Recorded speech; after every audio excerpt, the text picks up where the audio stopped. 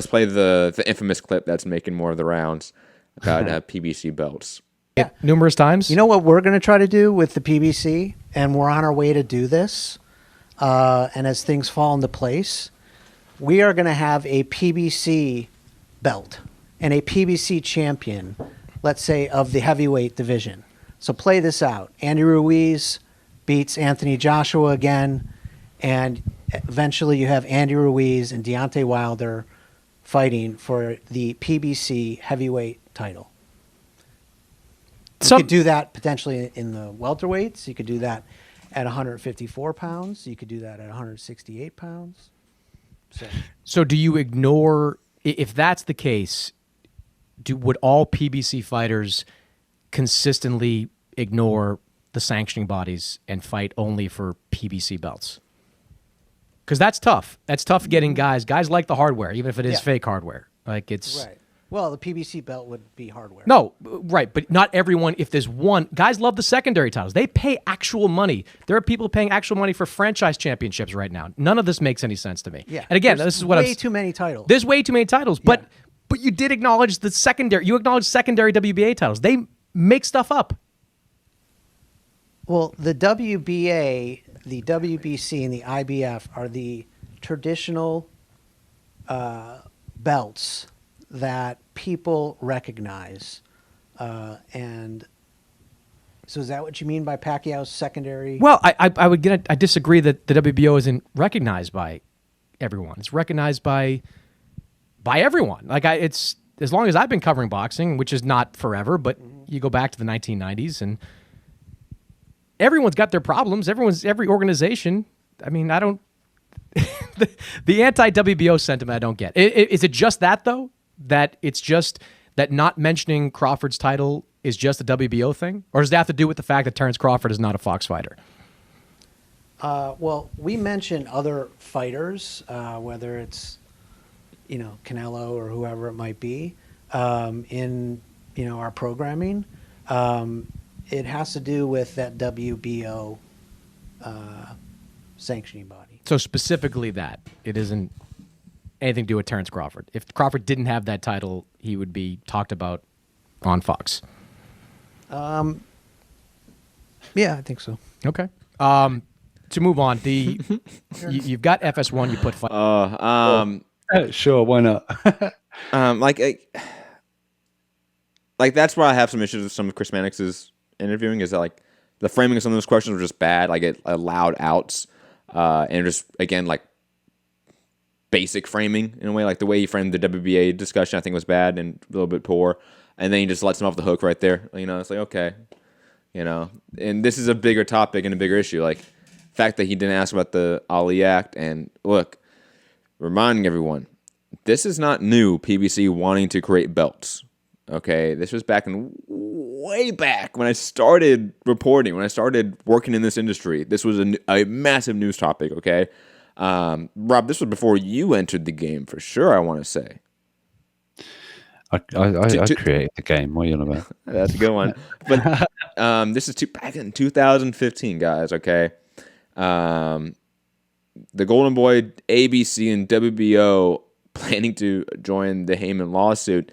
And specifically, Tim Luchanoff, the head of the ABC, okay, had this to say about the topic. I may read a lot of this, by the way, guys. I apologize. I may read a lot today. Same with the Eddie Hearn, Nevada scandal. But right now, like this is way back in 2015. This was a topic and this was an issue, and it was squashed then. Why is it being brought up again now? And maybe I know Kurt Emhoff of Boxing Esquire has a theory for a loophole in the Muhammad Ali Act, but digressing from that point. News of Golden Boy's plan. This is from Jake Donovan of Boxing Scene. News of Golden Boy's plan came with a full support of the Association of Boxing Commissions, the ABC. Longtime ABC president Tim Luchanoff personally submitted a 6-page letter to then Attorney General Loretta Lynch encouraging a full-scale investigation as to whether or not Mr. Heyman is also violating the Muhammad Ali Act, which disavows any entity to act as both manager and promoter. Luchanoff cited 15 USC and 68B, 6308B of the Ali Act in pointing out that it is unlawful of a promoter to have a direct or indirect financial interest in the management of a boxer, B, a manager to have direct or indirect financial interest in the promotion of a boxer, or to be employed by or receive compensation of other benefits from a promoter, except for amounts received as consideration under the manager's contract with the boxer. Now, this was an aspect of the lawsuit and the ABC, but also down below, of growing concern. Where is it? Right here. Let me see. There was another part. Here we go. No, wait. Sorry, I'm trying to find it. There's a part later down talking about PBC titles. Here we go. Lukinoff also touched on that aspect in his letter, although as his advisory stable of more than 150 boxers in essentially a league of their own, there also exists a concern and belief that Heyman plans to create his own PBC title. Lukinoff also touched on that aspect in his letter, although admittedly with the WBC lacking firsthand knowledge of the ability to investigate further, it is the hope of the ABC that this is where the Attorney General, the federal government, the Attorney General's office takes over. Quote, one of the express purposes of the Muhammad Ali Act was to regulate the sanctioning organizations which have proliferated in the box industry, which have not established credible and objective criteria to rate professional boxers and operate with virtually no industry or public oversight, noted Lukinoff, once again referring to the same section of the Muhammad Ali Act. Quote, however, it is obvious that PBC is following the model used by MMA promoters, UFC, and Bellator, which are not covered by the Muhammad Ali Act, to wit, having their own in-house champions. Managers working with PBC have publicly reported that this is the model and reportedly title belts are being made. So I don't know how this is changing, to be honest. I don't know what in the last now almost 5 years, it's going to be 5 years in a couple months since this news came out and this story came out, what has changed to where PBC and now Fox are thinking, yes, let's create our own titles, because that is in direct conflict with the Muhammad Ali Act. And again, it's just a little bit concerning here that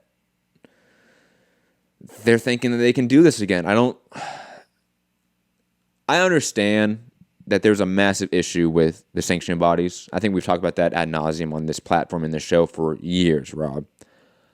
However, adding another one to the mix that is promoter-owned and regulated and self-regulated is not going to fix this issue, guys.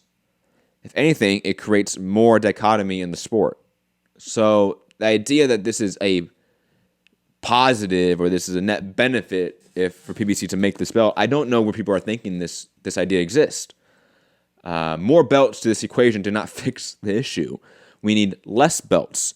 And we still need, I think, a third-party sanctioning body in some aspect that is also government regulated. We absolutely need that. We need a separation of the title and rankings from promoters and networks. If you think those two things should be, promoters and networks and titles and rankings should be combined in any way, shape, or form, I think you're just highly mistaken. Like, that is not the way to go forward. That's not the way to progress the sport, in my opinion. That further degresses the sport, where it becomes harder and harder to educate casual fans, harder and harder to just keep up to date with who is the guy, who is the number one guy in the division. Adding a promotional belt to that does not fix it at all. So I don't know why they're thinking this is a good idea. I don't know why they're thinking this is a good idea. After 5 years ago, they came into trouble with the ABC over breaking the Ali Act. I don't understand the thought process here from PBC or Fox. And maybe Bill's talking out of his ass here. I don't know, but I don't think so. I mean, he's a high up-ranking executive at Fox. I doubt he's talking out of his ass here. This should be squashed immediately. And this is not for the betterment of boxing. Period. Full stop. Rob? No, I agree. It's, it's just, I guess it depends on fan base, but for some, it's why not? There's too many. Why should fighters pay all these sanctioning fees and blah, blah, blah, blah, when, just do their own belt? But I don't know. There's some weird fucking reasoning for this. The same people that moaned about there being a franchise bout with the WBC, this is a franchise belt. It's a belt from the franchise, but you know,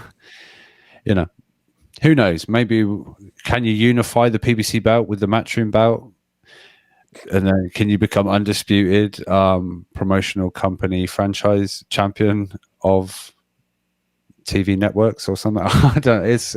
We don't need another belt. We don't need one exclusively for one company, because do the current reigning world champions of actual world titles have to hand in their you're a PBC fighter now, you don't need that WBC belt, Deontay. Hand it over and you can fight for the PBC heavyweight championship of PBC. And for dumbass in the chat saying maybe he's just using the belt as recognition rather than being a belt you fight for regularly. First off, that's not what he's saying, because he literally said it's hardware. Like, he specifically said it's a belt that they're making. So that's, first off, your premise is wrong. But let's say if your premise was correct, which it isn't, it would just be another franchise belt, which is still bullshit. So I don't even know what that defense of this is, honestly. But digressing from that. Again, I was at work listening to it, and I sort of drifting off because there was a little bit of not so important stuff, and he's like, "Yeah, we're and this is already sort of in the process of how PBC bout." I was like, "What? Wait, let me do the whole 30-second skip back. Mm-hmm. Right, turn off the machinery. Right, yeah, he did actually say that out loud. Holy shit! Yeah, I mean." I felt like at the time, because America was probably a lot of it still sleeping, I thought I'd straight away, so who's going to be the first PBC bout holder? I'm getting that tweet out there, #boxing. And then I thought, will any of the PBC bout fights be on Showtime?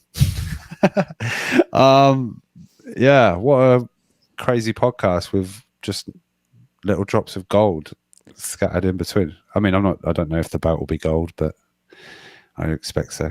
But crazy. I don't want to see a PBC belt, thank you. No. I know people are out there like, oh, well, they only fight each other anyway, so they might as well have their own bout. They can just go off and do their own thing, blah, blah, blah, blah.